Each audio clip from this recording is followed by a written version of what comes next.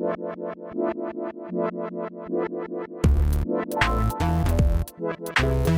up, nerds? This is Adam, and this week on the show, I went solo, and I'm talking to Andy Klein, the principal cloud storyteller over at Backblaze. I'm a big fan of Backblaze because, well, they have an awesome backup service, but also because they have these quarterly and annually delivered drive stats that I've been reading religiously for many years. As you may know, I'm also a home labber, so that means I run ZFS, 15 plus storage drives, and I just love that kind of stuff. So getting Andy on the show and digging into hard drives and drive stats and all these different details, and particularly how Backblaze's service operates, from the storage pod to their methodology of how they swap out hard drives to how they buy hard drives. Their story is fascinating to me.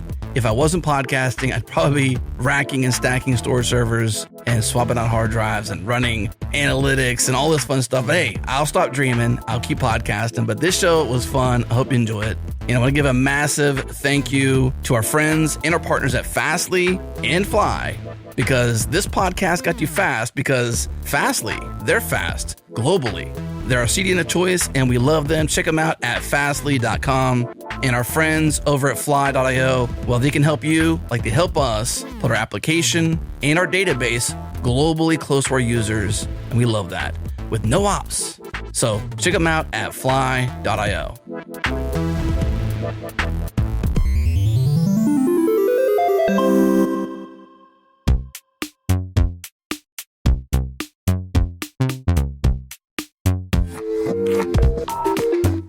What's going on, friends? Before the show kicks off, I'm here with Jonathan Norris, co-founder and CTO of DevCycle, a feature management platform that's designed to help you build maintainable code at scale. So, Jonathan, one cool thing about your platform is your pricing.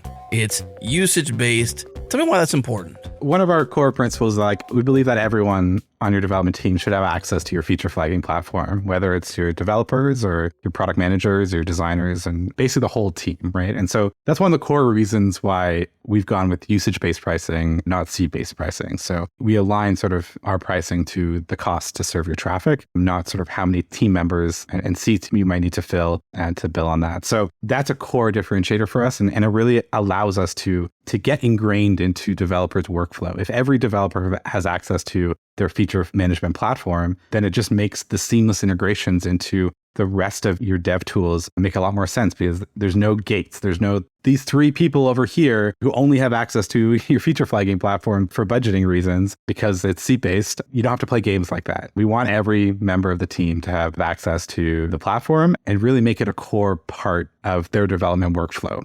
Okay, so it's great to have usage-based pricing for accessibility. But what about those folks who are saying we have lots of traffic? So that's just as scary as paying for seats. Yeah, it really depends on the use case, right? And so there's a bunch of customers who may just use you on the server side. And because our SDK is doing all the hard work there, the costs to us are pretty minimal. And so the cost to our customers is pretty minimal. But generally for those larger customers, they also want a support contract and uptime guarantees and all that type of stuff. And so, yeah, you can easily get into the 100K plus range for larger deals. But because of some of our architectural differences with how we designed our client-side SDKs using edge APIs and a lot of those things compared to some of the larger companies in the space, we're probably able to undercut the competition by about 50% on the client-side usage. So even if you're a company that, and like, for example, we have experience working with very large media organizations and large mobile apps like Grubhub and things like that with Taplytics. So we know how to do scale well. But yeah, for those large client-side use cases,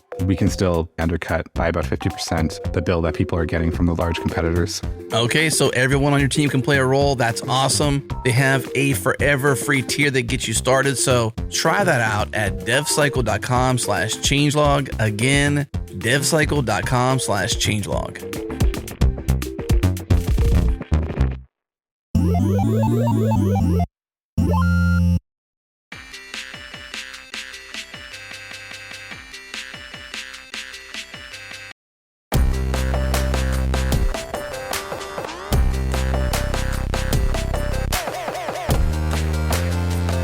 So I'm here with Andy Klein from Backblaze. Andy, I've been following your work and your posts over the years. The Backblaze drive stats blog posts have been crucial for me because I'm a home labber as well as a podcaster and a developer and all these things. So I pay attention to which drives I should buy. And in many ways, I may not buy the drives that you're suggesting, but it's an indicator of which brands fail more often. But I've been following your work for a while. In the pre-call, you mentioned your title, at least currently, is Principal Cloud Storyteller. But what do you do at Backblaze? Give me a background. Well, I started out as the first marketing hire a long time ago, 11 years or so ago. And it's kind of changed over the years as we've added people and everything. And these days, I spend most of my time worrying about drive stats, the drive stats themselves, the data that we've collected now for 10 years. So we have 10 years worth of drive data that we look at. And I spend a lot of time analyzing that and looking at it. And then also spending some time with the infrastructure, things like how does our network work, or how do our systems work, or how do our storage pods work. So a lot of writing these days, a lot of analysis of the data that we've collected over the years. So that's what I do. I think storyteller might be fitting then, because that's kind of what you do. If you write a lot and you dig into the data, the analysis, I mean, that's the fun part. That's why I've been following your work. And it's kind of uncommon for us to have a, in quotes, marketer on this show. You're more technical than you are marketing, but you are in the marketing realm, the storytelling realm of Backblaze. Yeah, I mean, a million years ago, I was an engineer. I mean, I wrote code for a living. Mm-hmm. And then I got into IT and the IT side of the world, got my MBA degree because I thought that would be useful, and then crossed over to the dark side. But I've always appreciated the technical side of things, and that if you're a developer, you know what it is, right? You got to dig in. You got to find out what's going on. You just don't take something at face value and go, oh, that was great. Move, let's go. Mm-hmm. And so that's been, I think, what drives me is that curiosity, that analytical point of view. So it's helped me a lot, especially doing what I'm doing now. This recent blog post, I feel like it's almost preparatory for this podcast, because you just wrote a post called 10 Stories from 10 Years of Drive Stats Data. And this kind of does let us drive a bit, but there's a lot of insights in there. What's some of your favorite insights from this post? Like, what were you most surprised by, I suppose? I think the thing I'm most surprised with is that we're still doing it. It's great to collect the data. It's great to tell stories from things. But after 10 years of it, it's amazing that people find this interesting, after 10 years. So that's the coolest part of it all. And we'll keep doing it for as long as people find it interesting, I think. I think that's the big deal about it. But there wasn't any particular insight that just drove me, that made me say, "Oh man, I didn't realize that." It's the whole data set together. And every time I dig into it, I find something that's kind of interesting and new. We're getting ready to do the new drive stats post for Q1. And so I'm spending a lot of time right now going through that data. And you suddenly see something you hadn't seen before. Or what I really like is others start to ask questions about it. People start asking questions, say, "Hey, what about this?" Or "I did this. What do you think?" And so we're taking a particular article that was written a few weeks ago on the average life of a hard drive. And we're just applying that, what they did, to our data and seeing if we come up with the same answer. How good is that answer, and so on. So there's always a fun insight or two, and I kind of learn something every time I go through this. So the 10 years, I could have probably put another 10 or 20 or 30 or 40 on there, but but I think after about 10, they get boring. So for sure. 10 insights in 10 years does make sense. It makes a good title for a blog post. So that's sticky enough. I guess, help me understand, since you say you're surprised by the 10 years of this data collection, how does Backblaze use it internally to make it worth it from a business endeavor? Then obviously it has some stickiness to attract folks to the Backblaze brand and what you all do. If not, I may not use your services, but I may learn from your storytelling. You're in the trenches with all these different hard drives over the years. How does this data get used internally? How is it a compass for you? So that's a really good question. I mean, almost from the beginning, we were tracking the smart stats, and there were a handful of them, I think 5 or 6 that we really looked at. And we were doing that since 2008, 2009, when we first started the company. We weren't really saving the data. We were just looking at it and saying, okay, are there things interesting here, and moving forward. And that helped. Okay, that helped. The methodology we worked with was if something throws an error like an FSIC or an ATA error or some other monitoring system throws an error, then you can use the smart stats that you're looking at to decide if this really is a problem or not. ATA errors are a great example. They can be a disk problem, but they can also be a backplane problem or a SATA card problem or any number of different other things that could be part of the real issue. So if it identifies something, okay, great, let's take a minute. Let's see what it's saying about that drive. Let's take a look at the smart stats and see if there's any real data there that helps back this up. Are there media errors? Are we getting command timeouts and so on? And so that's the way we've used it over the years. And when we started saving it, what we could do with that was get patterns on a macro level. So not just on a single drive, but on a model level. And so you start looking at things at a model level and you go, that particular model of drive doesn't seem to be doing well for us. And then it allowed us to begin to understand the concept of testing. So we didn't have to wait until drives started failing. We could start bringing in a small subset of them, run them for a period of time, observe their behavior in our environment. And then if that passed, then we would buy more of them, for example. And if it didn't pass, then we would remove those, or as the case may be, and move on to a different model. But we always wanted to have a wide berth, wide number of different models in a given size and so on. Because if you get too narrow, you get too dependent on a given model. And if you suddenly have a problem with that model, you're stuck. Yeah. So the data that we collect helps us make decisions along those lines. And now what people are doing, we've talked to companies that are doing it, they're starting to use that data in more of in machine learning or AI, if you want to go that far, type of way, to analyze it and predict failure moving forward. And I've seen some studies, and we've even talked about that in a blog post or two about the AI, the use of AI or machine learning. That's the more proper one here. It's really not AI.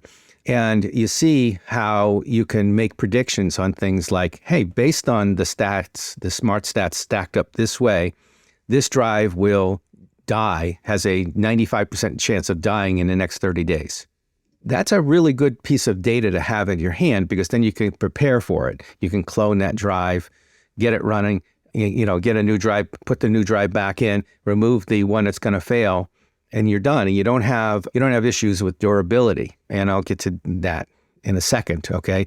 But that kind of capability is really kind of cool. It also does the other way, where you can say a drive with this kind of characteristics, okay, has a 70% chance of lasting the next 2 years. Okay, cool. That means that from a planning point of view, that model, okay, I now understand its failure profile, and I can move forward from, as I buy things and consider replacements and do migrations and, move from 2 to 4 to 8 to 12 drives and so on, terabyte drives and so on.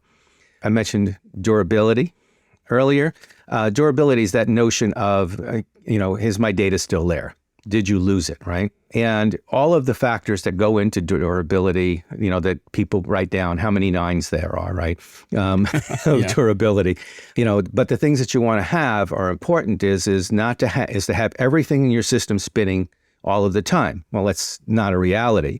So anytime something stops spinning, okay, becomes non-functional, you have a potential decrease in your durability. So what you want to do is get that data, that drive back up to speed and running as quickly as possible.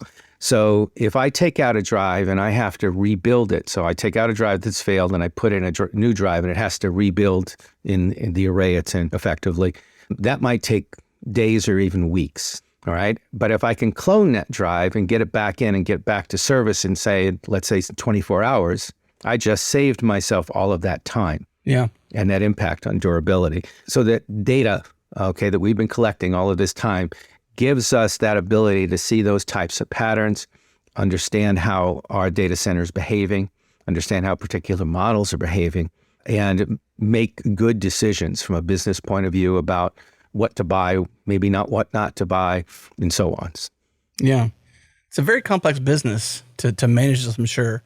Can you tell me more about the file system or stuff at the storage layer that you're doing? Because you mentioned cloning. I'm wondering, if you clone rather than replace and resilver, which is a term that ZFS uses. I'm not sure if it's a term that crosses the chasm to other file systems or storage, things like Ceph or others. But, to clone a drive, does that mean that array, gets removed from, activity? It's still active, of course, but you clone it so that there's no new data or data written so that clone is true. It's parity plus data on there and a bunch of other stuff. Can you speak to the technical bits of like the storage layer, the file system, et cetera?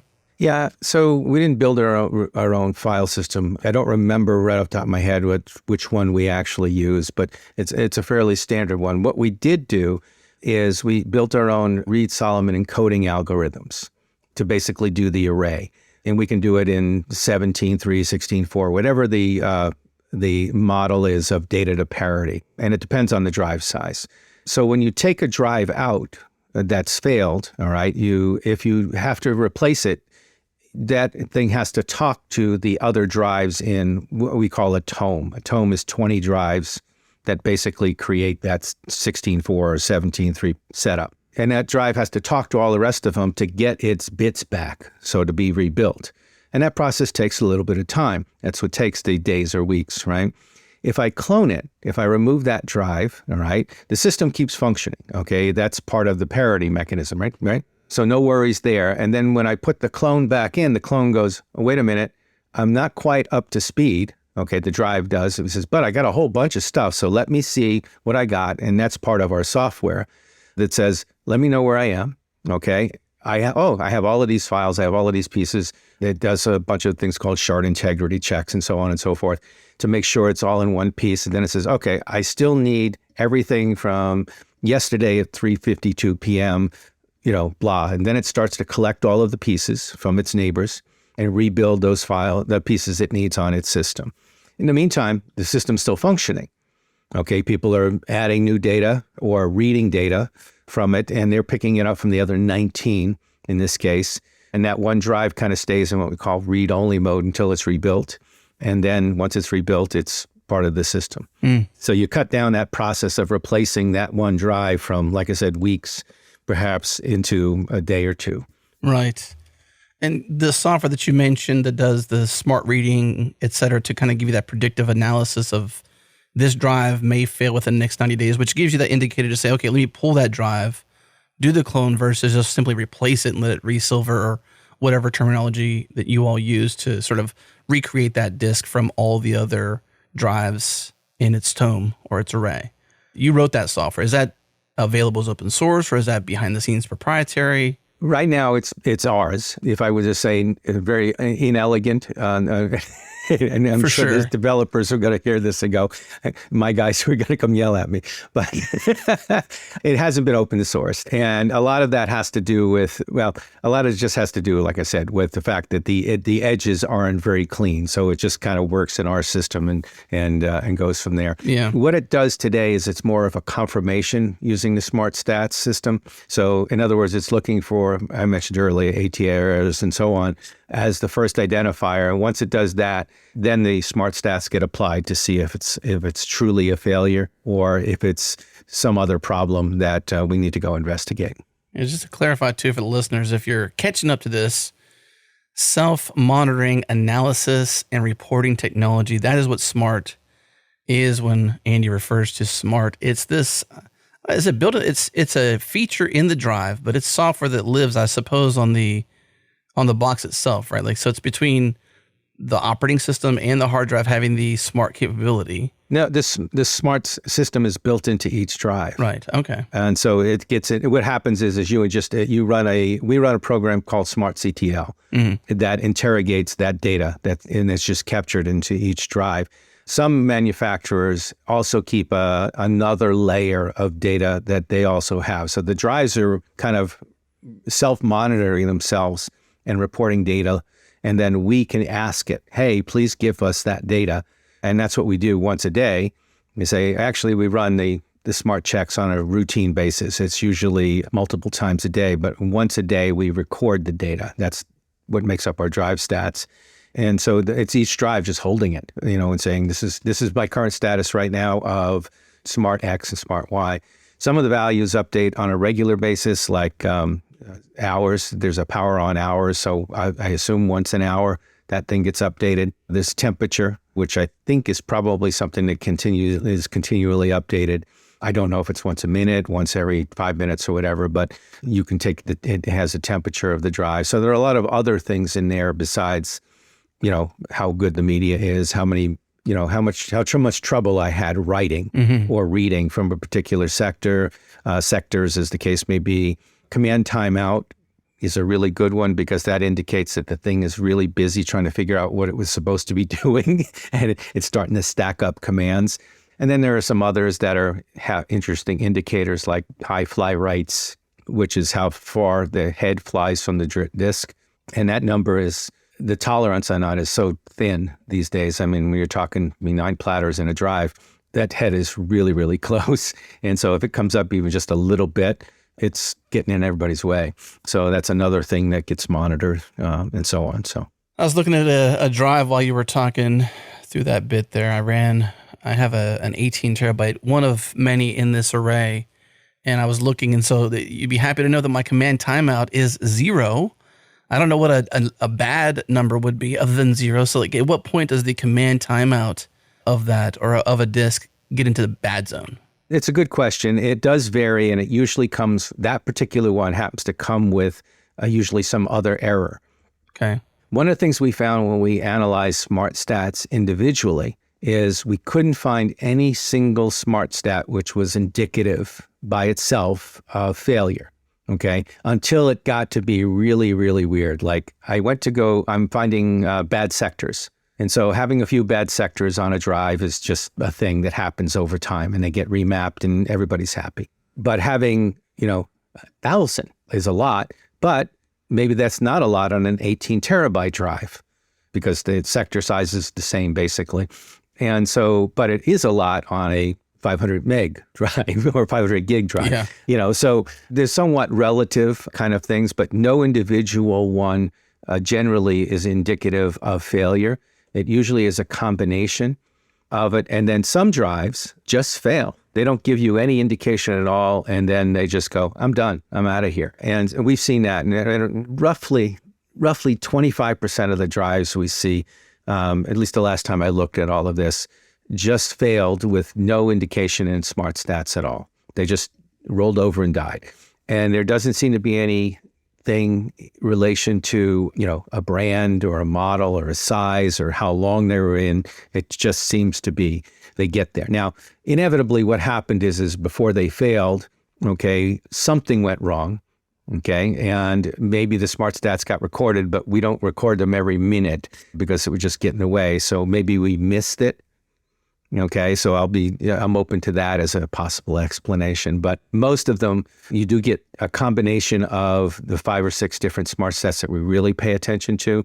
A combination of those, you'll get those showing up in about 75% of the time. Mm-hmm. And like I said, there are some, command timeouts is a good one where, hey, I'm having a little trouble. Okay, I caught up, and it goes back down to 0. Okay, and then there are others like bad sector counts. They just continue to go up because, they don't get better. They only get worse. Once they get mapped out, they're gone. Yeah. And you have to understand that about each of the stats as to whether or not it's a static, and it's an always up number, or it can get better. Things like high fly rates, we see that happen. Almost every drive has that at some point or another.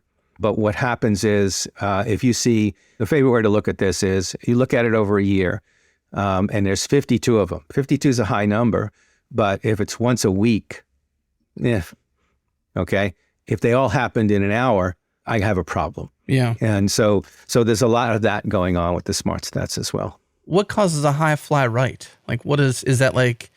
Movement in the data center, in the physical hardware movement that makes it, or is it? Could be. It could be. It could just be the tolerances are so fine now that the actuator moving through there and you get a little vibration, to your point, or maybe there's just something mechanical in that actuator where it occasionally has a little bit of wobble in it for no particular reason.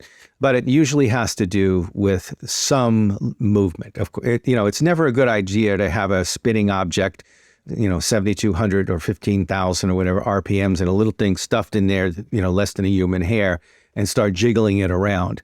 So, Yeah. Yeah, for sure. Bad things happen. Bad things happen. Let's talk about the way you collect and store this smart data. Let me take a crack at this. This may not be it at all. If I were engineering the system, I would consider maybe a time series database, collect that data over time, graph it, etc. Like, how do you all do that kind of mapping or that kind of data collection and storing? Yeah. So once a day, we record the data for posterity's sake. Like I mentioned earlier, we do record it. Take a whole snapshot of what gets spit out from Smart CTL. You just grab all that. We grab a particular. I think they go with we call pod. We call them pods. Okay, the original storage pod, 45 or 60 drives, right? And we go pod by pod. That's the way we think about it. So we go to that pod and we run Smart CTL on the drives in there. We pull out the data. We store that data. And then we add a few things to it. We keep the date. We keep a serial number, a model number, and the size of the drive, and some other basic information that we record from the device itself. So we know what storage pod it's in, we know which location it's in, and so on and so forth. At that point, we have the data, okay? And then we store it into, I'll say, a database for a backup thing. It actually stores locally and then gets transferred up overnight. That's part of the boot drives get to do that fun stuff for us, okay? And so we snapshot all of that data, we store it locally, and then it gets brought up overnight.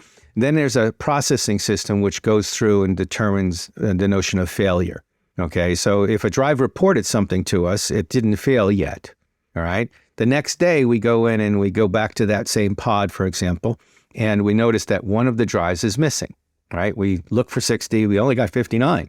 What happened? All right, so that gets reported, and then that becomes part of what has to, the software on our side processes over the next few days, okay? Tell me about that missing drive. What happened to it, all right? And at that point, we interact with some of our other systems, our maintenance and our inventory systems, to see what actions might have been taken on that drive. We also have some smarts built into the software itself to help identify those things. And if all of those things make sense, then we go, it failed or it didn't. It didn't because it was a temp drive that was in for a few days and then it got taken out and replaced by the clone. So it didn't really fail. It just didn't get a chance to finish, right? So we shouldn't fail it, right? Or we migrated that system. We took all of the drives out, okay?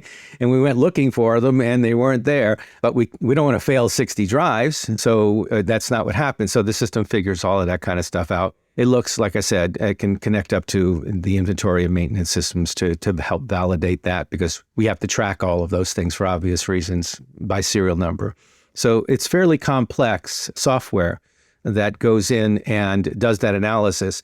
And it takes sometimes a few days for it to kind of figure out whether a missing drive is really a failed drive or whether a missing drive is a good drive and just got removed for a valid reason. And then once that happens, then we record it. Once a quarter, I go in and I pull the data out and look at it. And I'm looking at it for the most recent quarter.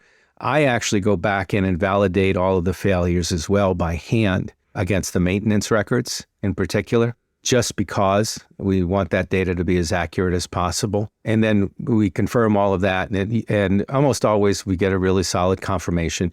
If we find anything funny, we keep looking. And that's the data we publish, and that's the data we base the reports on.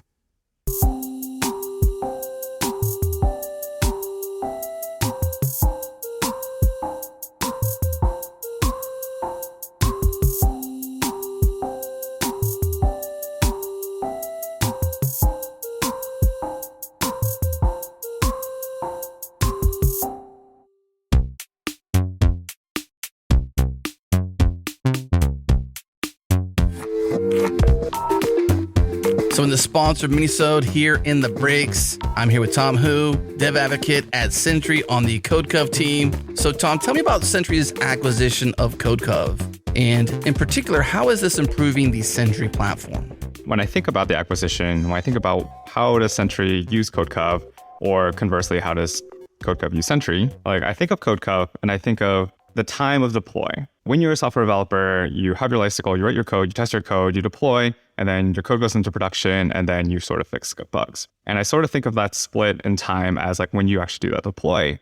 Now, where CodeCov is really useful is before deploy time. It's when you are developing your code. It's when you're saying, hey, like I want to make sure this is going to work. I want to make sure that I have as few bugs as possible. I want to make sure that I've thought of all the errors and all the edge cases and whatnot. And Sentry is the flip side of that. It says, hey, what happens when you hit production, right? When you have a bug and you need to understand what's happening in that bug. You need to understand the context around it. You need to understand where it's happening, what the stack trace looks like, what other local variables exist at that time so that you can debug that and hopefully you don't see that error case again. When I think of like, oh, what can Sentry do with CodeCov or what can CodeCov do with Sentry? It's sort of taking that entire spectrum of the developer lifecycle of, hey, what can we do to make sure that you ship the least buggy code that you can, and when you do come to a bug that is unexpected, you can fix it as quickly as possible, right? Because as developers, we want to write good code. We want to make sure that people can use the code that we've written. We want to make sure that they're happy with the product, they're happy with the software, and it works the way that we expect it to. If we can build a product, this Sentry plus CodeCov thing to make sure that you are de-risking your code changes and de-risking your software, then we've hopefully done the developer community a service. So Tom, you say bring your tests and you'll handle the rest. Break it down for me. How does a team get started with CodeCov? What you bring to the table is like testing, and you bring your coverage reports. And what CodeCov does is we say, hey, give us your coverage reports, give us access to your code base so that we can, overlay code coverage on top of it and give us access to your CI/CD. And so with those things, what we do and what CodeCov is really powerful at is that it's not just, hey, like this is your code coverage number. It's, hey, here's a code coverage number, and your viewer also knows, and other parts of your organization know as well. So it's not just you dealing with code coverage and saying, I don't really know what to do with this. Because we take your code coverage, we analyze it, and we throw it back to you into your developer workflow. And by developer workflow, I mean your pull request, your merge request. And we give it to you as a comment so that you can see, oh, great, this was my code coverage change. But not only do you see this sort of information, but your reviewer also sees it. And they can tell, oh, great, you've tested your code or you haven't tested your code. And we also give you a status check, which says, hey, like you've met whatever your team's decision on what your code coverage should be, or you haven't met that goal, whatever it happens to be. And so CodeCov is particularly powerful in making sure that code coverage is not just a thing that you're doing on your own island as a developer, but that your entire team can get involved with and can make decisions. Very cool. Thank you, Tom. So, hey, listeners, head to Sentry and check them out, sentry.io, and use our code changelog. So the cool thing is our listeners, you get the team plan for free for 3 months. Not 1 month, not 2 months, 3 months. Yes, the team plan for free for 3 months. Use the code changelog. Again, sentry.io. That's sentry.io. And use the code changelog. Also check out our friends over at CodeCov. That's codecov.io. Like code coverage, but just shortened to CodeCov. Codecov.io. Enjoy.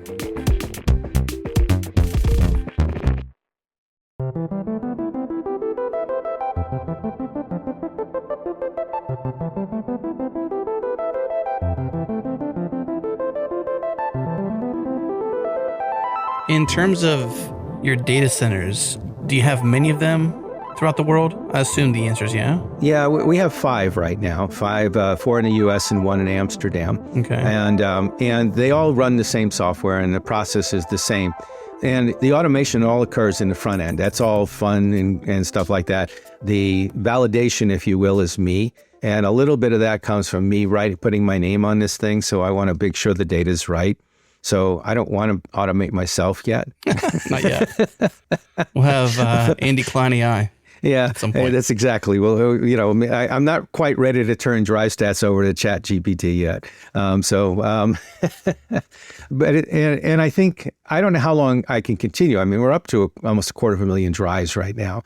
Luckily, we get, in service currently? In service now, yeah. That's a lot of drives. And so in any given quarter, we got, in the last quarter, we had 900 and something drives that failed. That sounds like a lot, except we have 250,000. So no, but it is it is an intensive kind of work, a bit of work for me to do the validation, but I do think it's worth it. And yes, we are looking at systems which will help improve that bit of validation as well. But like I said, this just comes from historically from 8 years of me putting my name on this, of wanting to make sure that the stuff that we publish is as good as it can be. Doing some quick math here, it sounds like maybe like 99.8% of your drives remain in service, like 0.2% is what fail in a quarter, roughly. It could be. That's a fair number. We actually do an interesting calculation because that basic assumption there assumes that all of those drives have been in service for the length of time, the same length of time. And that's not the case, of course, right? And so we actually count what we call drive days. And so that's just a day. A drive is in service for one day. That's one drive day. So if you have a drive model ABC and there are 10 drives and those 10 drives have been in service for 10 days, okay, that's 100 drive days for that model. I think, and it's the most simplest way to do it. And so we count that. And then we count failures, of course, for that model or all of the drives or whatever the case may be. Model is the most logical way to do all of this stuff. Any other combination, and I'll be honest, you're cheating a little. We do it quarterly for all of our drives, and then we do it quarterly for a lifetime for all of our drives, each quarter. But we also publish them by model number. And the model number is the more appropriate way to look at it. Yeah, and not just the macro number. The macro number we're going to come up with, for example, might be like 1.4%, 1.5%. And that's a solid number, okay? And it's a good number, but it's for all of the different models, and they vary in their failure rates over a given period of time. So drive days is the way we do it. When we first started down this road back in 2013, we spent some time with the folks at UC Santa Cruz who are really smart about things like this. And they gave us a very simple formula, which was based on drive days to do that computation of the failure rates. And then we explain it. Almost every quarter we have to explain it because most people do exactly what you did. How many drives you got? How many? And you do the division. And it's the most logical thing to do, but it doesn't account for the fact that, like I said, at any given moment we have new drives coming in, we're taking out old drives and so on. So it changes, all of that changes. So, and the drive days does.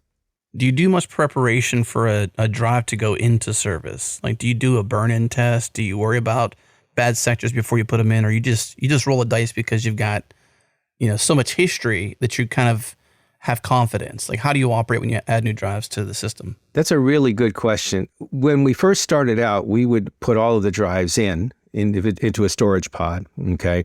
And we'd burn it in, so to speak. We'd run it for a week or so. We still do that to a degree, but that burn-in period's a whole lot less. But when we replace a single drive, we don't burn it in, if you will. They put it in, and it obviously has to run through a series of F6 and so on in order to even, did it come up? What does it look like? What does the smart stats look like? And if it passes all of those basic things, then it's in service.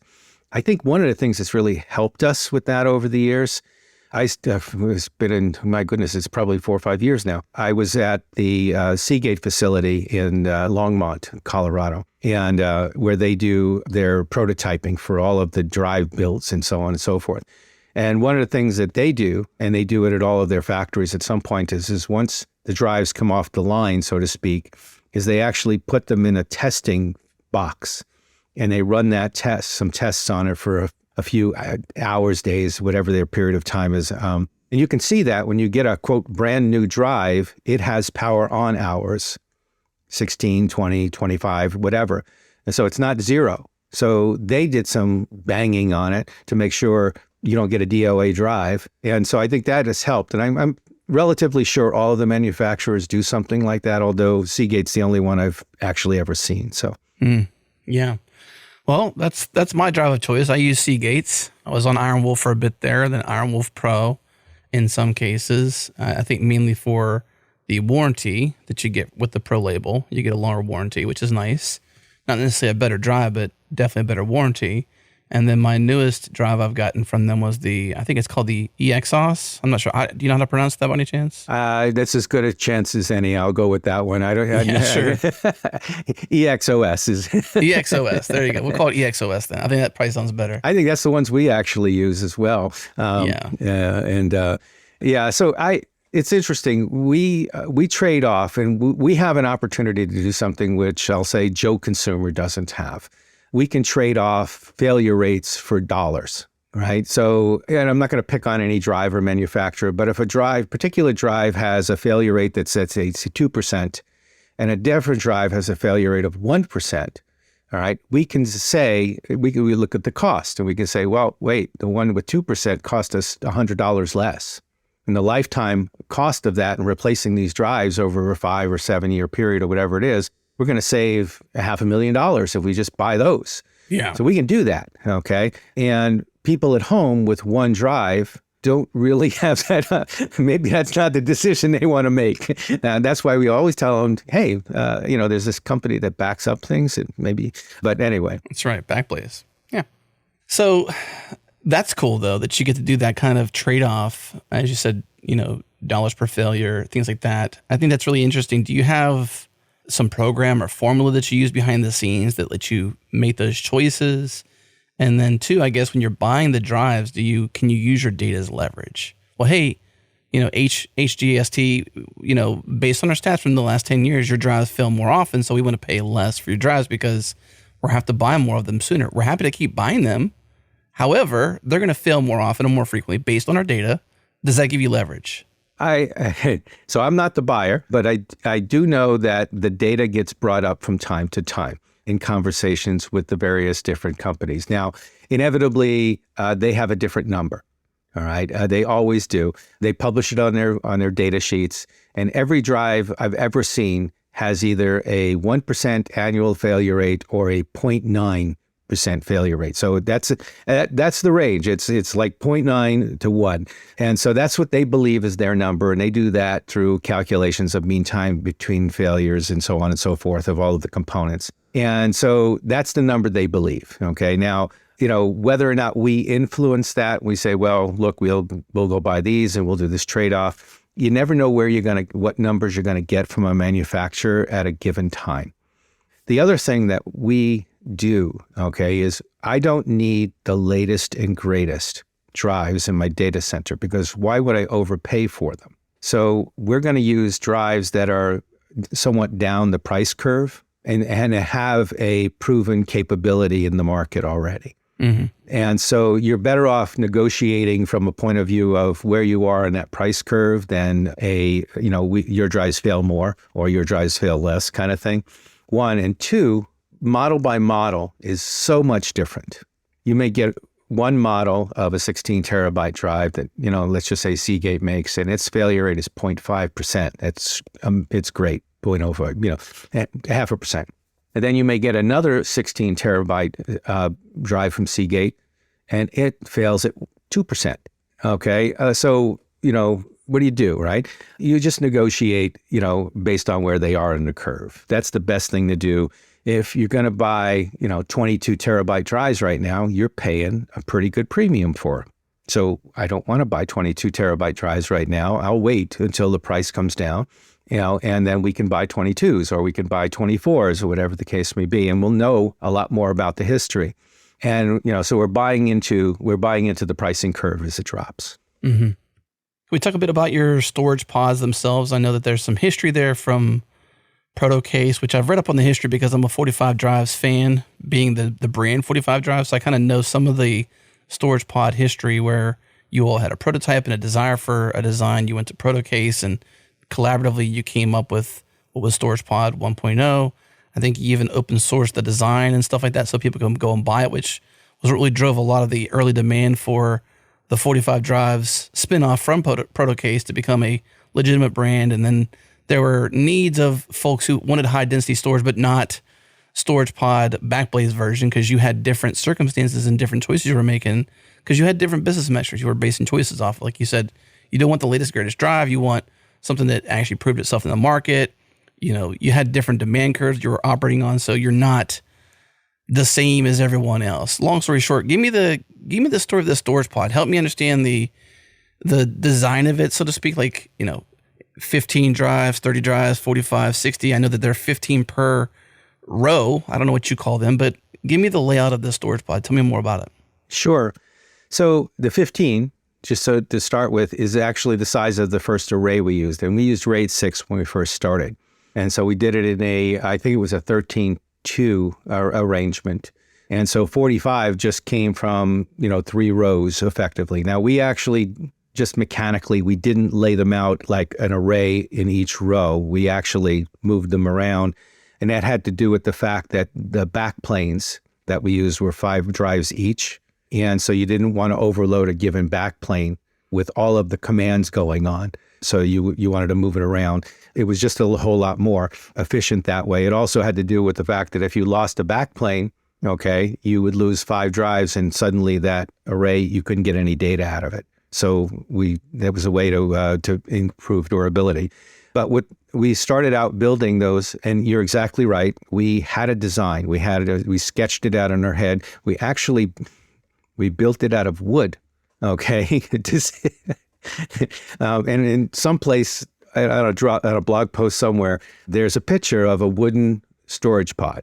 Okay, with the slats and everything, and we built it out of wood, and we said, hey, we don't know how to bend metal. We don't know how to do anything. But what we understood was that the design would work, because before we built it out of wood, we actually plugged together a bunch of 5-unit Drobo-like systems and did all of this analysis and said, this will work. And if we do it right, we can get the cost down. Because if we were going to use, for example, even at that time, S3 as our back end instead of doing it ourselves, we couldn't offer our product at the price point we wanted to. We would actually have to 10x it. So rather than getting, unlimited storage for your PC for $5 a month at the time, you were going to have to pay a lot more. So we decided to build our own, right, and design our own. And then we went to the folks at ProtoCase, and I don't know how we found them, to be honest with you, but they helped build that and they're really good at it. They really understand how to bend metal, and they can produce all of the designs, and that's exactly what we did. And then we turned around and said, okay, well, this is great, and we like it. Let's open source it. Let's tell the world about this. And that's what we did way back in 2009 now. And then we changed the design over the years and added some things. But to your point, at some point, the folks at ProtoCase said, well, this is really cool. Maybe we should be making these for other folks, because we had made the decision that we wanted to be a software company and not a hardware company. And people were asking us to make, storage pods for them. And we went, well, there's like 9 of us who work here. I don't think we really, we don't have a lot of time, That's not our business model. And so let's, no, we're not going to make it. Now, the truth is we actually did make a few of them because somebody was going to give us a whole bunch of money for them, who shall remain nameless. And so we took the money and made a couple of storage pods, but that wasn't going to be our business. And ProtoCase stepped forward and said, well, I think this is a really cool idea. Maybe we should start doing this. And that's where they kind of started. And then they could customize them. Okay, we needed them for a very specific purpose. We used commodity parts in them. When we published it, you could build your own. You can go down and buy your own Intel, cards and your own Supermicro motherboards. And the only thing you had to do that was funny was the power supply cable had to be made, because it went to 2 different power supplies and came into the motherboard. But other than that, everything else was basically do it yourself. Even the backplanes at the time you could buy. So it's really, really cool that they could do that. And a lot of folks actually, once we published it, actually started building their own storage pods, which is even cooler, right? But the 45 drive guys took it and they said, if we could let people customize this, or maybe we'll produce some different versions of it. Let's make a really fast version. Yay, and they could upgrade it. And that's where they started to differentiate themselves. Then they went to direct connect drives instead of using backplanes. And I don't know exactly when they made that decision, but that's kind of where we parted with them, because they wanted to go down a direct connect drive place, which was great. And I think to this day, that's the technology that they use. And we stayed with backplanes. And so we eventually went and used other manufacturers. These days, to be quite honest with you, we actually buy storage pods, if you will, from Supermicro. And they are Supermicro servers. They are not ours. They're not even painted red. And we just buy them off the rack, so to speak, because they give you the ability to pick a model and put a few options on it. And we say, give me 500 of those. And then they ship them, and we're happy as clams with those. And we don't have to worry about storage pods and updating the design or anything like that. And the 45 drive guys, they're doing great. They're really, I like them because they're the true customization place. You can go over there and say, hey, I want one of these that kind of looks like this, and paint it blue. And oh, by the way, I like that piece of software, so let's put that on there, put our clone on it, blah, blah, blah, blah, blah. And you get what you want, and then they support it, which is even better. So cool. I think it's interesting because I have a AV15 is what they call it. That's the model number for their Storinator, 10 feet to the left of me over there, with 15 drives in it. And so mine is a AV15. That's what the 15 is. It's a 15 drive array. It's based on this original storage pod that you all started out with. I think that's just so cool how, I never knew you. I didn't know the full Backblaze story. I'd come to learn of 45 drives. I was trying to build a high density storage array for myself for our own backups and a bunch of other fun things, and just a home lab scenario. And it's just so cool to have a piece of hardware over there that's based on early ideas of you all. And then now you've actually abandoned that idea because you're like, you know what?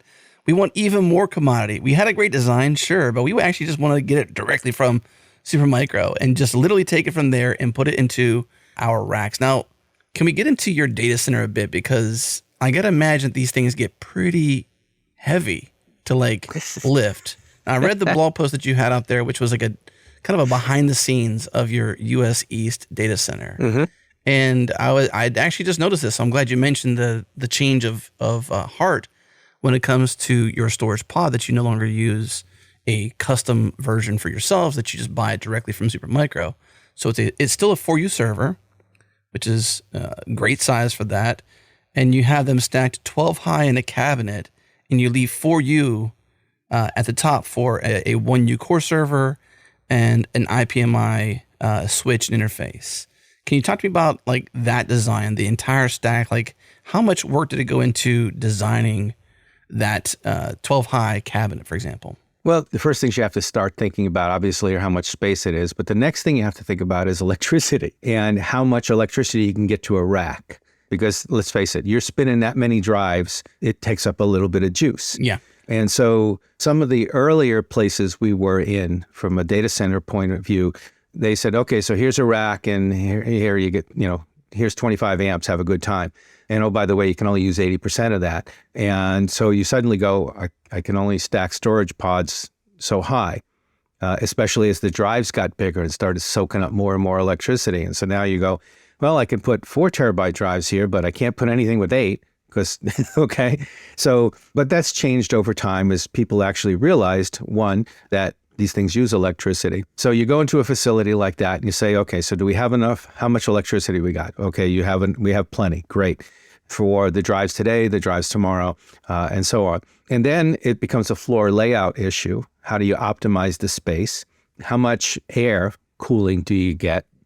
Because these things will definitely produce a little bit of heat. So you could put all of the racks really, really close, okay, if you wanted to, but then you're not getting the proper circulation. It's really difficult to do maintenance and all of that. So, and there are a lot of really smart people out there who kind of specialize in that. Once you decide on where you're going to put them, okay, then it's not only your storage pods, but all of the ancillary equipment, the other servers that go in. So, for example, restore servers or API servers. So now that we do the S3 integration, or the B2 cloud storage piece, we had our own APIs.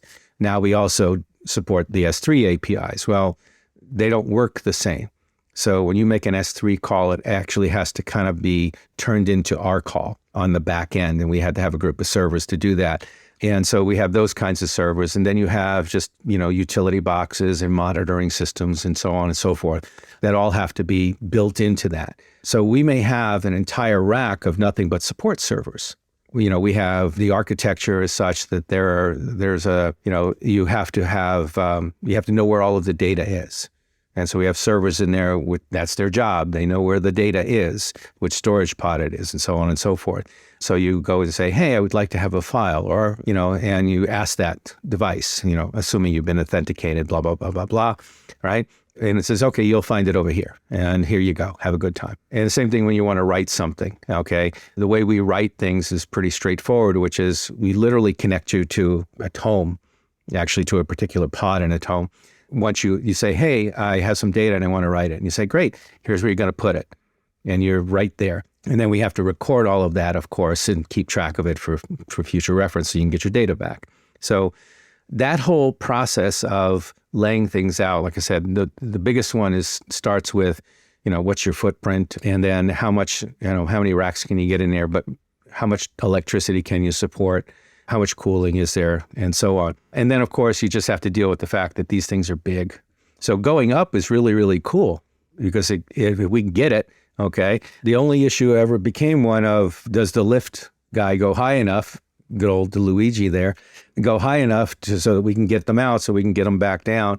What do we have to do? If I have to bring a ladder with me every time to service a storage pod, maybe that slows me down a little bit. So if you can lift it. They are heavy, but yeah, you can get on the lift. Well, I mean, even my 15 drive array, if I have it fully stacked, to put it back in the rack or to pull it out and it's got rack rails. Mm-hmm. I mean, it's heavy. I didn't weigh it, but I mean, it's effort. It's not like a little thing. It's thick, and it's just 15 drives. Now, if you got 60 in there. Yep, and they come bigger. You can get them as large. I think I've seen 104 now in there, but in there. And so with 60, yes. Okay. You don't want to drop it either, right? I mean, that would be the worst thing ever. No, you don't want to drop it. When we first started the company, and myself and Yev, who's one of the other guys in marketing, a bit of a character, him and I used to go to local trade shows and stuff, and we'd bring a storage pod with us. But we only brought it with 5 drives in it because, quite frankly, we had to lug it like through streets and upstairs and all kinds of things like that.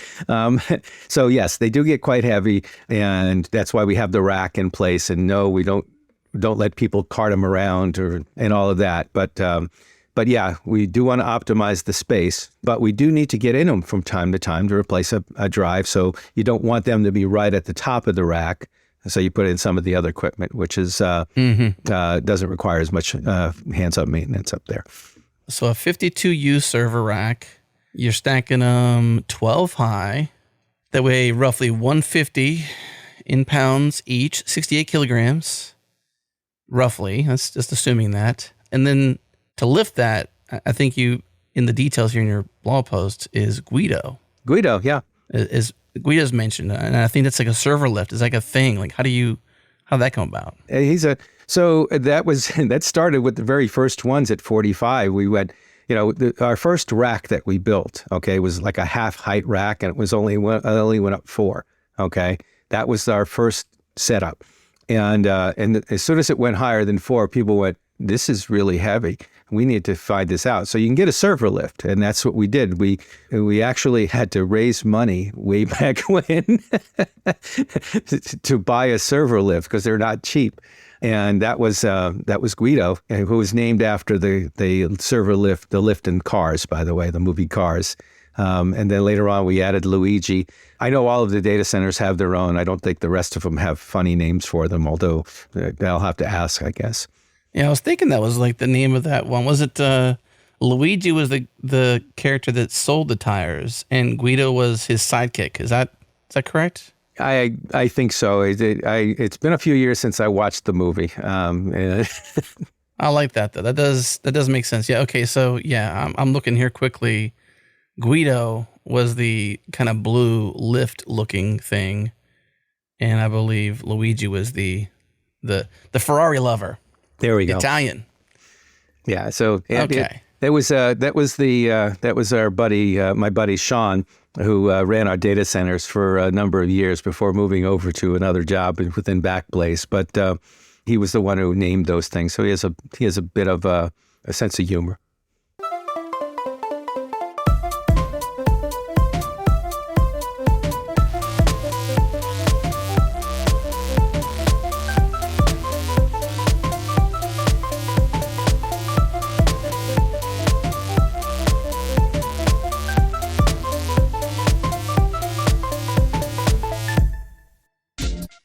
What's up? This episode is brought to you by Postman. Our friends at Postman help more than 25 million developers to build, test, debug, document, monitor, and publish their APIs. And I'm here with Arno Larray, API handyman at Postman. So Arno, Postman has this feature called API governance, and it's supposed to help teams unify their API design roles, and it gets built into their tools to provide linting and feedback about API design and adopted best practices. But I want to hear from you. What exactly is API governance, and why is it important for organizations and for teams? I think it's a little bit different from what people are used to, because for most people, API governance is a kind of the API police. But I really see it otherwise. API governance is about helping people create the right APIs in the right way, in order not just for the beauty of creating right APIs, beautiful APIs, but in order to help them do that quickly, efficiently, without even thinking about it, and ultimately help their organization achieve what they want to achieve. But how does that manifest? How does that actually play out in organizations?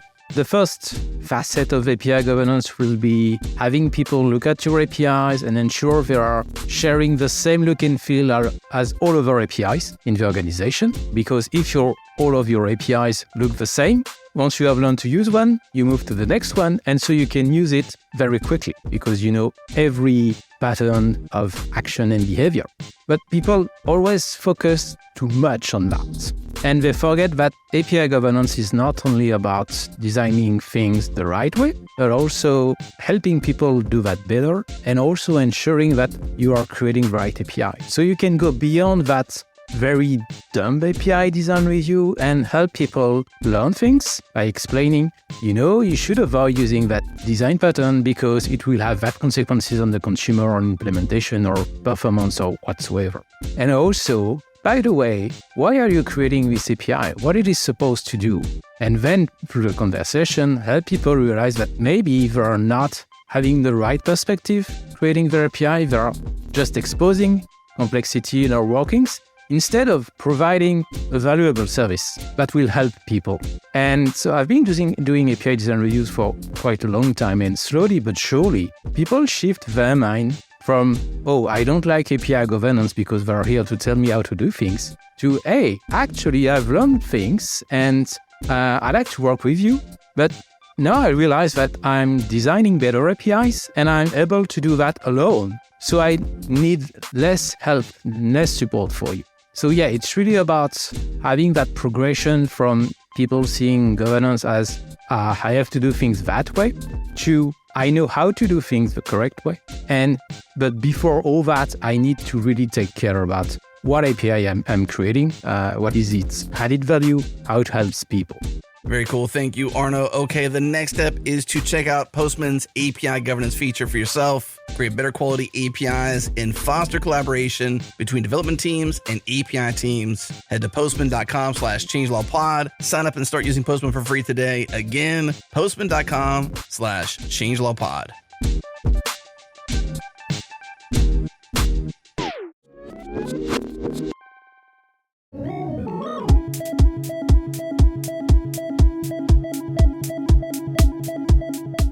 So we kind of touched a little bit on this to some degree, but tell me, here's two questions I want to ask you, that I want to get to at least.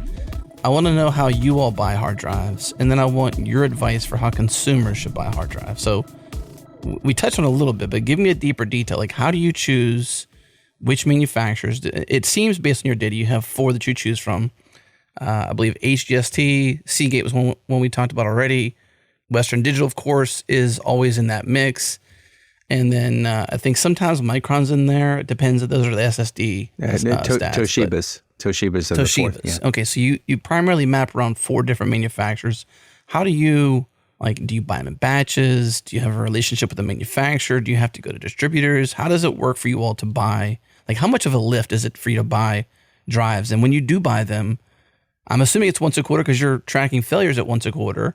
How often are you buying new, and how many do you buy when you do buy them? So it's actually a very variable process. And HGST, just to kind of fill in the gap there, HGST as a company got bought by Western Digital. It gets split up by Western Digital and I think Toshiba. years ago. Yeah. And so we have HGST drives, but they're historical in nature. And so now we deal with WD, Western Digital, to get what effectively are HGST drives. But the process is you maintain relationships with either the manufacturer directly, or the manufacturer will send you to a distributor. You almost never buy directly. We don't buy directly from the manufacturer. You always buy through a distributor. We always buy through one. Now, maybe Google or somebody like that goes and can change that, okay? But companies of our size, we've always bought through a distributor. It's just the way it works. That's where the contract is with, and so on and so forth. We don't buy drives. Well, originally we used to buy drives as we could afford them, but those days are over. And now we buy them based on, first thing you want to do is what are your needs, your storage needs out over, let's say, the next year and a half, 2 years, and how much do you think you're going to need, how much growth in storage. And then you start dividing by where you are on that curve. Remember, we talked about that earlier. So if I am trying to buy something, I want to buy something in the middle to the bottom end of the curve. But sometimes you can't get quantity down there through a distributor. So it goes back and forth. We say, okay, well, let's decide that we're going to get 8 terabyte drives, and we want to buy 5,000 8 terabyte drives. And then we'll go out to the manufacturers or the distributors in this case, but the manufacturers, and say, hey, we're looking for some of these. We're looking for 5,000 of these 8 terabyte drives. What do you got? And they'll come back with, well, I don't have that model. I have this model. It's an older model or it's a newer model. And I can sell you not 5,000, I can sell you 7,000 at this price. And so you get all of these things that come back, and you negotiate back and forth until you finally get to somebody or someone that you can buy from. And then you place the order. And the order becomes one of, so how often do you do it? We like to buy them so we have a nice cushion. But if you buy so many at a given price, and 6 months later they're, down 20%, that's extra money you just had basically sitting on your data center floor. So you want to be efficient in how you buy them, but you always want to have a buffer. And a good example was the supply chain problems that happened over the pandemic, right? Yeah. And we had that buffer. So the first thing we did is, as it started to look like things were starting to get tight, is we placed a bunch of orders for a bunch of equipment, not just drives, but all of the support equipment and everything like that. But we had a buffer in place. And as prices went up, because they did, we were unaffected by that, or minimally affected by it. So it really is just a matter of what's available. What we need. Okay. We ask the manufacturers, hey, this is what we need, and this is the timing we need it in. They come back with bids, basically, and say, we can deliver this here, this many at this price at this time. And that's also important. So, just-in-time manufacturing, or just-in-time warehousing, whatever you want to call it, is part of that math that goes together. And sometimes manufacturers don't deliver. It happens, the distributor doesn't deliver. It says, hey, I was going to get you, 3,000 drives by Friday. I can't make it. I don't have them. Okay. And at that point, that's why you have a buffer. Okay. And then you have to make a decision. Well, okay, when can you have them? Well, I can have them in 30 days. Okay, that'll work. I can't have them for 6 months. Then you better find a substitute. And you want to maintain good relationships, of course, with all of these folks. And I think we do have good relationships with all of them. The Seagate one has been a solid one over the years. The Western Digital one has gotten a lot better, over the last 3 or 4 years with them. And Toshiba has always been a pretty good one for us. We meet with them on a regular basis so they understand our needs and can help us decide what to do next, because they're part of that. They may have something coming down the road that we're not aware of, okay? And they go, hey, we have an overproduction of, 12 terabyte drives out of this factory in here. I'll tell you what we can do. Those kinds of things come up from time to time. For sure. How do you determine, it may not be an exact answer, but how do you determine 8 terabyte, 12 terabyte, 16 terabyte? Is it simply based on cost at the end of the day, or is it based upon capability? how do you really map around the different spectrums? Is it just simply what's available at the cheapest, or that curve? Is it always about that cost curve? That's where you want to start with, but it's not only about that. Okay, so do you limit it within that range though? So like anything above that curve, it's like that's out of the question unless there's a reason for it. We bought some new drives way back. I remember the time we did it. We bought some, I think it was 12 terabyte HGSTs or something at the time, and they were almost 2x what we would normally have paid for that drive. So we do it from time to time if it matters from a timing point of view or something like that. We also do it from an experiment point of view. Sell me 1,200 drives. That's a vault, and we'll pay a little bit extra for it to see how they really work. Are these going to meet our needs, for example? You also do it a little bit for goodwill. There's some of that still out in the world, and do that. And then the other side of that, the flip side of that, is somebody may come back and say, "Hey, I have a bunch of 8s. We're at the bottom of the curve. Basically here they're almost free, and you buy them and you use them for substitutes or something like that, or you maybe use them for testing purposes, or we have a mini setup for a vault that we use for testing purposes and testing software, and sometimes they go in there." So there's all of these different things that play into that decision. The logical thing to say is well, always give me the biggest drive because that's the best, most efficient use of space. And that's important. But all of the other things start to factor in, like, well, that 16 terabyte uses 4 times the electricity of that 4 terabyte. Wow, how much is that going to cost us? Or it produces so much more heat.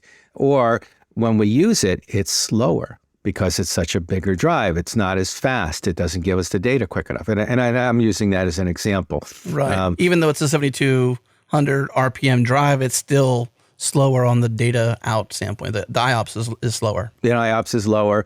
So you trade off those kinds of things as well. The other one, which most people don't recognize, is when you get into this whole game of rebuilding a drive. I can rebuild a 4 terabyte drive in a couple of days. Way faster. Right? Yeah. What does it take me to rebuild a full 16 terabyte drive? Weeks. So, does that change your durability calculations? What do you have to do in order to make sure that you're staying at the level you want to stay at for that? Well, something you just said there made me think about saturation. So while you may use a 16 terabyte drive, is there a capacity limit? Do you go beyond a 50%, threshold? For example, if you have an array of 16 terabyte drives in your tome, I assume a tome is one single pod, or is a tome? It's actually spread across 20 pods. It's one drive and 20 different storage pods. Yeah. Okay.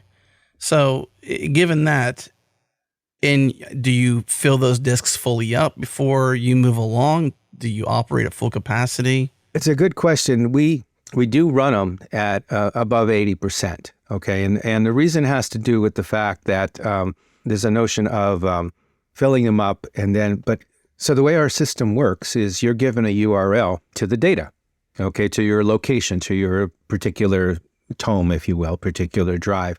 So we fill those drives up to about 80%, and then at that point there are no new people coming in. Okay. What happens then is that existing customers, they say, I have some more data for you. And they continue to fill that up until we get to, I think it's like 90, 95% or something like that. At that point, then we hand them off and we say, go someplace else. Here's a new place to write your data. So we have this process where we get to where we slow it down, stop writing new people, let the existing people write in to there to fill it back up. Then we also have a whole mechanism in place for data recovery, space recovery, because we don't charge for extra for any of that kind of stuff because we use PMR drives or CMR drives. That's just a normal process. Deletion and reuse of space is an easy thing. It's not like an SMR drive, which is expensive to do that. And so we delete data and recover the space and reuse it. So maybe we get to 95%, but then, people delete files and we come back down, and then we can add some more and so on and so forth. So, so that seems to be about the right range for us, but they are definitely chock full of data. Yeah. So the point that you're making there is I may have, and the reason why I asked you that to get clarity, was because I may have in my example, an 18 terabyte drive in an array, but that entire, array or that entire VDEV is not full of data. Like every 18 terabyte drive is not chock full because that's not the way I'm using it. Like Backblaze is way different. You're trying to be, inexpensive storage that's reliable and, easy to access, fast to access, etc., fast to back up to. Then you also have your B2 service and a bunch of other reasons of how you use your hardware. But, my use case is different. So now dovetailing into the way you buy drives, which is very unique and very different. I don't have I guess I'm at the whim of the retailer. So I would typically buy from B&H, maybe Amazon, maybe Newegg, maybe CDW, for example. These are places I might go to buy consumer level hard drives. And I'm buying 6, 8, maybe 10 if I'm really feeling lucky, Maybe if I'm buying for the full platter for the full range of 15, maybe I'm buying 15 plus a couple for parity to have replacement discs. But even then that's like super expensive for someone like me, not someone like you, because you buy, 5,000 8 terabyte drives at a time.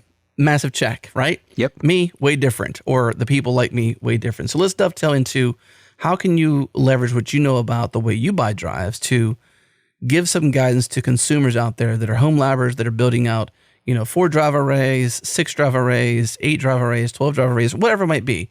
Give me some examples of what you know from what you know with all these drive stats, these 10 years of drive stats to how you buy drives. What are some of your recommendations for consumers or home labbers buying hard drives? So that's a really good question. And it does come up, and you're absolutely right. Okay, somebody with a handful of drives or a small number of drives has to think differently. And I think one of the reasons why the data, what we do is been popular, if you will, for the last number of years is because there's such a dearth of information out there. Other than that, you go to the manufacturer and you could take every data sheet produced by every single manufacturer and just change the name. and they look identical and they almost have the same numbers on them. And so they're of very little use from that perspective. But there are some things you can do as a consumer. One is manufacturers try to match the use of the drive to the mechanics inside of it a little bit and the firmware that's inside of it and so on. And so you might look at that. So if you're doing video recording, you're recording your video systems or something like that, that's a different use case than you might be using it where you're storing media on it, and you want to access your movies and you created a Plex server or whatever the case may be.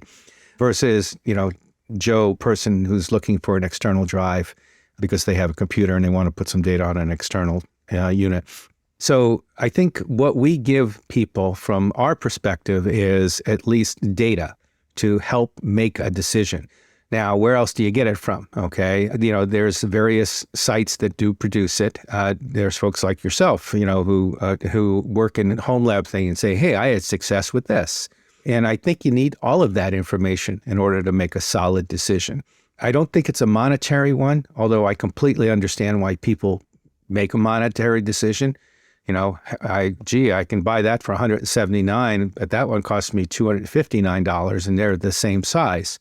And I don't really have $179, much less $259. So I guess I'm going to buy that one, so I understand those decisions and you cross your fingers from that perspective.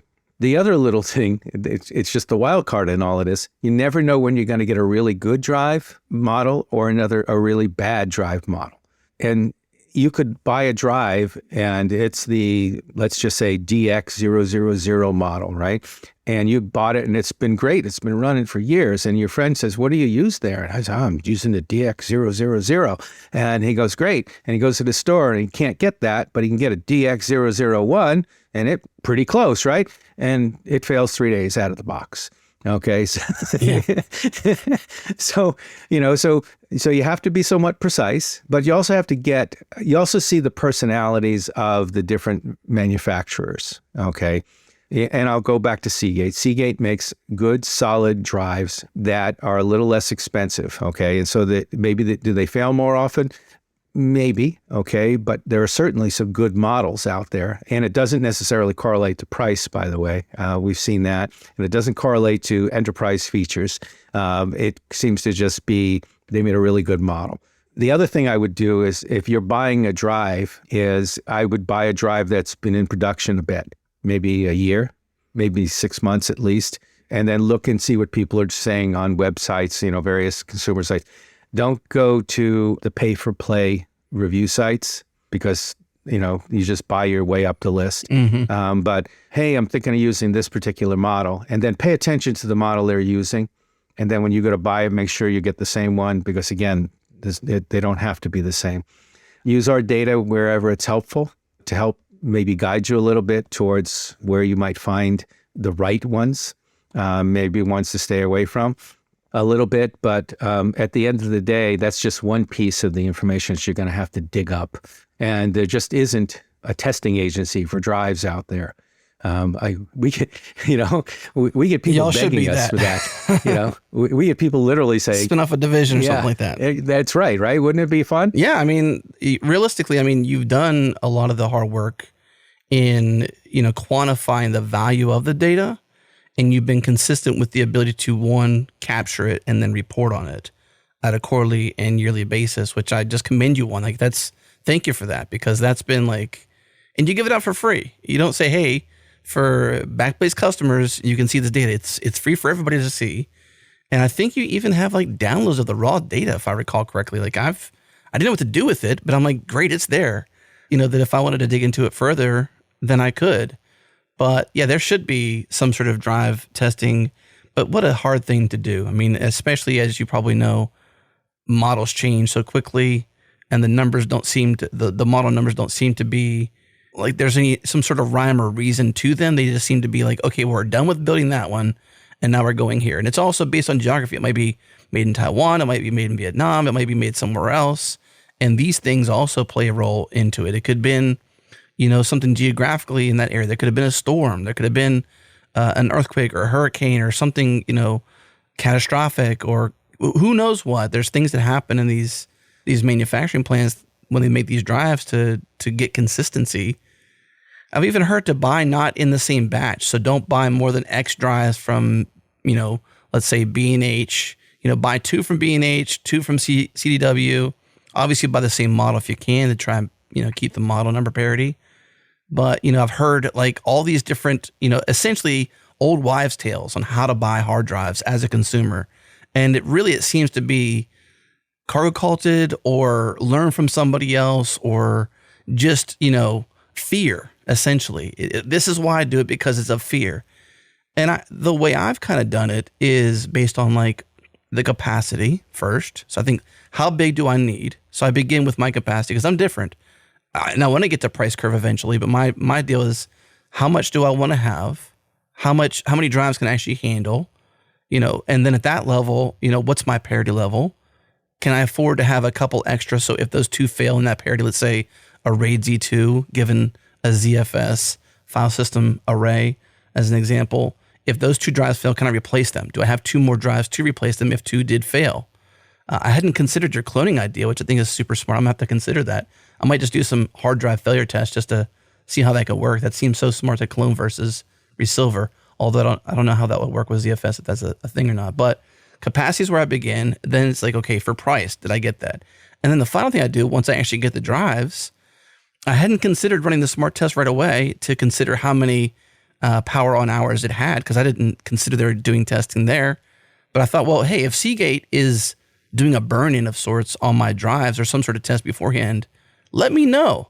Hey, I would buy a model that has burn-in testing beforehand. Save me the week if I'm going to burn in an 18 terabyte drive. So when I bought this new array recently, the burn-in test lasted 7 full days. I don't know if you use this software or not. It's called Backblaze, but you can run a series of tests. It writes 3 different test patterns and then a final one, which is the zeros across it. But for each write, there's a read comparison. So it's a write across the whole disk in one pattern, then a read, another write, then a read, another write, then a read, and then finally a 0 pass write, and then a read comparison to confirm that the drive is actually clean. But for an 18 terabyte drive, 6 drives took an entire week, and that's just a tremendous amount of time for somebody who's I just want to get on to building my thing. Come on now. But that's the way I look at it. It's like, that's how I've learned to buy, is like, what capacity do I want to have? And then can I afford it? Just the drives alone. And then can I afford the extras if I need parity and replacement for that parity? Of course you want parity. And then finally doing a final burn-in before I actually put the drives into service, which I feel like is a little overkill to some degree. But like, you know what? The worst thing to build or the worst thing to do is to build this full array. I'm not a business. I have limited time. And then I got to deal with failures a week or so later. Now that burn-in test may not predict a week-long later failure, but it might mitigate it because, like, well, if drive 4 of 6 did not pass the sector's test in bad blocks, let's send that one back for an RMA or just a simple straight-up return kind of thing. And before you even build the array, you've got a problem child essentially. And the other thing is running that kind of software. If there is a media error, which happens, it just does, and yet having that drive rebuild around it. And so you don't even know it other than it might tell you that. But if you put your system in play before you do that and it finds it, same thing can happen, but now your system runs a little slower for a period of time until it figures out how to map around that. For sure. The only other thing I want to talk to you about is I think it's a newer player to your drive stats, which is SSDs. Now, I think you only use them as boot drives, not as like storage drives in your B2 service or your at-large data services. And I think the reason why you make these choices is you're very pragmatic with the hardware you buy. Like, only buy the things you need, and you keep your, I guess, your expenses or your cost of goods sold low because you want to have the lowest cost storage services out there, whether it's B2 or whatnot. That's how I, understand of Backblaze's business model and thought process when you all spend money. So with SSDs, obviously you're replacing older hard drives that may be the boot drive, which, as you know, the boot drive is the drive that's running the operating system itself on the thing. Now I got to imagine this 52U array that you have, or this 52U rack you have, you've only got one server in there, but you've got, what was it, eight storage pods, or, and then you got one actual server. So is all that hooked back to that server? And then tell me about the SSDs. Yeah, so actually, well, just to kind of set the thing, a storage pod is actually more than just storage. It's actually its own storage unit. It's a server. So there's a CPU in there. There's all of the other components and everything like that. Okay. So it's not like a JBOD kind of thing, which it's each server is its own server unit. It's got its own intelligence, its own processor, its own 10G network connections and whatever else, right? And so each one has its own boot drive as well. So that's where we get them all from. The boot drive for us does more than just boot the system. It, like I mentioned earlier, it stores some of the smart stats on it for a period of time. It actually stores access logs and a few other things that we keep track of on a regular basis, because one, there's a compliance aspect to doing it. And then two, there's just a maintenance aspect and a debugging aspect when something goes a little wonky on you. You want to be able to look through various logs. So we keep those for a period of time. And they get stored on that SSD as well, or the boot drive as well. The SSDs, to be honest, we started using those because the price point came down to the point where we wanted to pay for it. Yeah. And performance probably made sense too, and then price made sense. Yeah. And we've tried different ones over the course of it and the data. We've talked about building a storage pod out of SSDs, okay? And in fact, some of our competitors are even talking about and doing some of those things. The cost point just doesn't make sense yet. And the reality is the speed, which is what most people would think they would be getting, is it's not the drive where any slowness happens. It's not even, quite frankly, in our systems. I mean, we're dropping 100 gigabyte NIC cards in these things, right? Or 25. And a lot of it is it just takes a while to get the data from you, even just next door. Forget about getting it, And so the SSDs are a pretty cool idea. And I guarantee you when the price point gets to the right spot, we'll do it. Backing up somebody's data, whether it takes, 10 milliseconds or whether it takes 12 milliseconds, is not an interesting thing. And you shouldn't have to pay a premium to get that last little tiny bit. And that's, to your point, that's Right. that's where we live. We want to provide a solid, good, well-performing service at an economical price. That's what we do. SSDs don't fit into that as data servers at this point. They're just they're still too expensive. And the use cases could be interesting. The read-write, the number of writes and stuff could be interesting. Do they wear out under that environment? People have been using them in what we call caching servers, in order to do things. And the reads and writes on those are enormous. And so you could literally burn through those servers and those SSDs in 6 months. Yeah. And so is that economical? Did you really gain anything from a cost perspective? Probably no, you didn't. Versus using a hard drive, which is going to last for 3 or 4 years doing the same kind of a thing. And at the end of the day, was it really faster? Did it really improve performance? And so, those things still, that the analysis for all of that is ongoing from our perspective. But I can see a day when we're there. I can see a day when, we're using something besides hard drives to store customer data. But we will do it in a way that's economical and practical. Yeah. You said that sometimes you swap out 8 terabyte drives. So I got to imagine like the largest SSDs out there tend to be 4 to 8 terabytes. But if you compare the cost to a 8 terabyte hard drive, it's probably double. Especially the 8 terabyte SSD is probably at least maybe 4 times the cost of an 8 terabyte hard drive. So, I'm not going to, when I buy Backblaze for backup services or even B2 services, for example, which is like a similar S3 replacement, and you even support the API, as you mentioned before, I'm not looking for the caching and the speed necessarily. I want the speed to be there, but it's not like, well, I will pay double for Backblaze because you give me SSD backups. Like, it's just not something I'm trying to buy as a consumer from my perspective. And that totally makes sense, for your business model. And that makes a lot of sense. That's why I want to talk to you about all these details, because the way you buy hard drives and the way you manage these systems is so unique in comparison. And we've just never examined the behind the scenes of, a data center or a storage data center like you all operate. What does it take to build that? I know we barely scratched the surface here. I've got probably 30,000 other questions that might go deeper and technical on like different softwares and stuff like that. So we'll leave it there for the most part, but it has been fun talking to Andy. Is there anything else that I haven't asked you that you wanted to cover in like your 10-year stat history, anything whatsoever that's just on your mind that we can leave with before we tell off the show? Well, I will say the next Drive Stats report is coming up. That's always fun. That's I think it's due out May 4th. Okay. May the 4th, yes. That's Star Wars Day. It's my anniversary too. There you go. That's even better.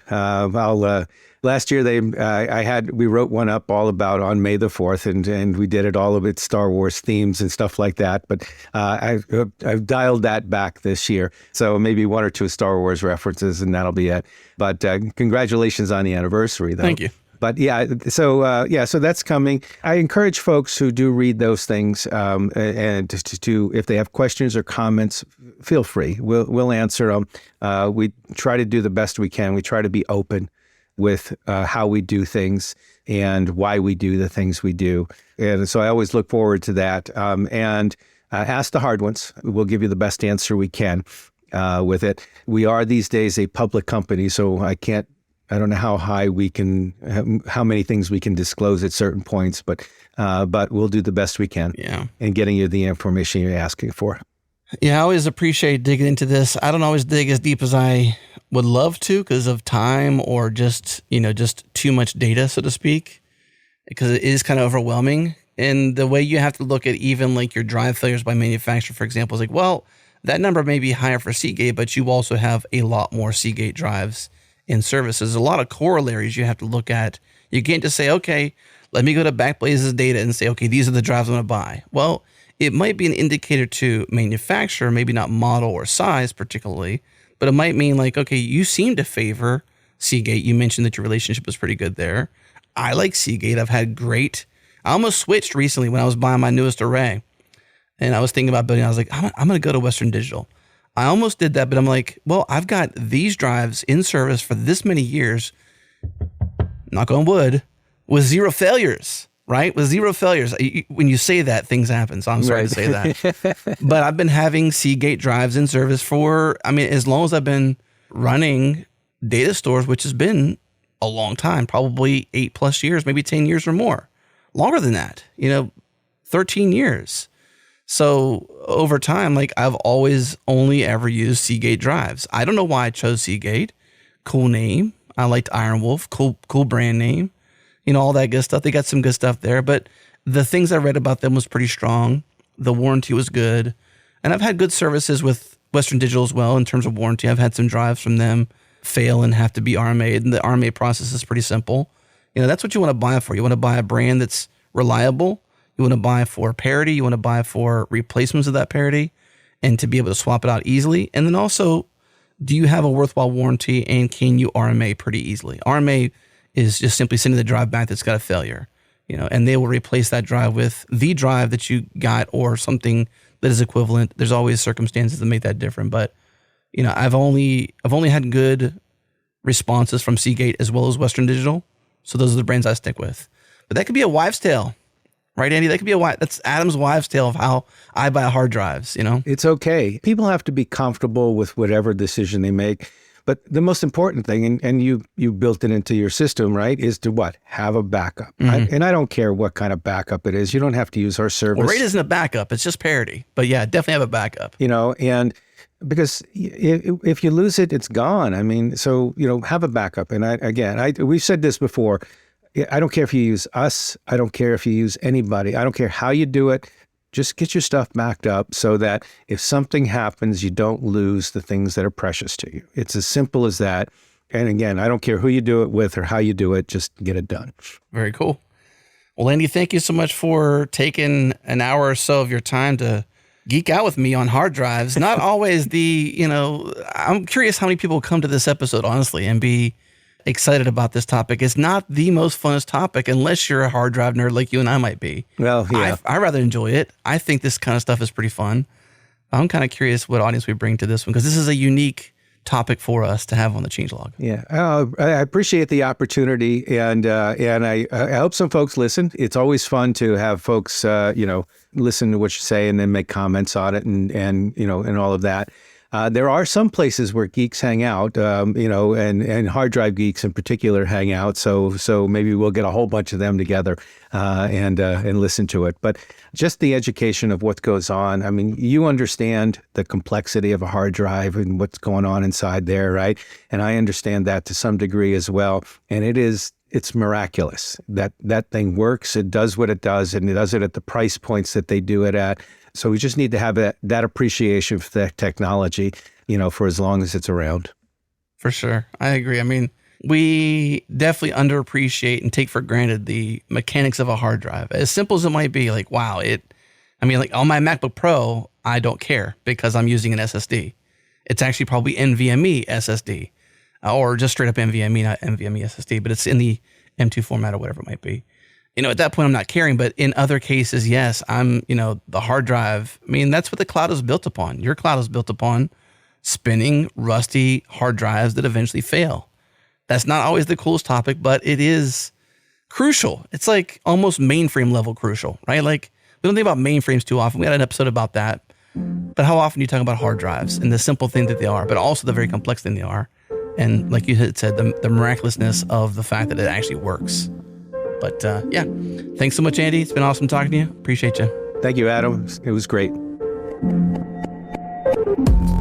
Okay, so our friends over at Backblaze have basically made it a science to buy and swap out hard drives, to operate at scale. 250,000 hard drives in service with, I think, what the back of the napkin math was 0.1-ish% failure per quarter. Not bad. Not bad for the manufacturers and not bad for the service to keep the uptime and keep it affordable. Once again, a big thanks to Andy for sharing his time with us today. And guess what? There is a bonus for our Plus Plus subscribers. So if you're not a Plus Plus subscriber, it's easy. Changelog.com/plus plus. $10 a month, $100 a year, no ads, directly support us, get closer to the metal, get bonus content.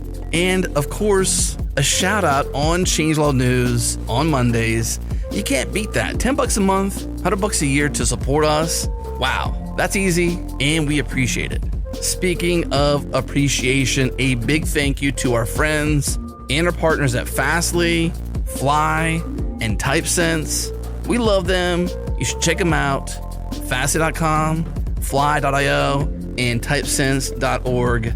They support us. You should support them. And of course, a big thank you to our Beatsmaster in residence, Breakmaster Cylinder. Those beats, banging, banging, banging. Love them. And of course, last but not least, thank you to you. Thank you for listening to the show. Thank you for tuning in all the way to the very end. Thank you for coming back every single week. If you haven't heard, there is a new spin on the Monday News show. It is now combined with Changelog Weekly. So on Mondays, it's now called Changelog News officially. And Changelog News is a podcast and a newsletter in the same vein. When Jared ships that show, he ships a podcast and a newsletter, and you can subscribe to both. Check it out at changelog.com/news. If you're subscribed to this show already, to get the audio podcast of that show, do nothing. Just keep subscribing to the show. You get it anyways. But that's it. The show's done. Thank you again. We will see you on Monday.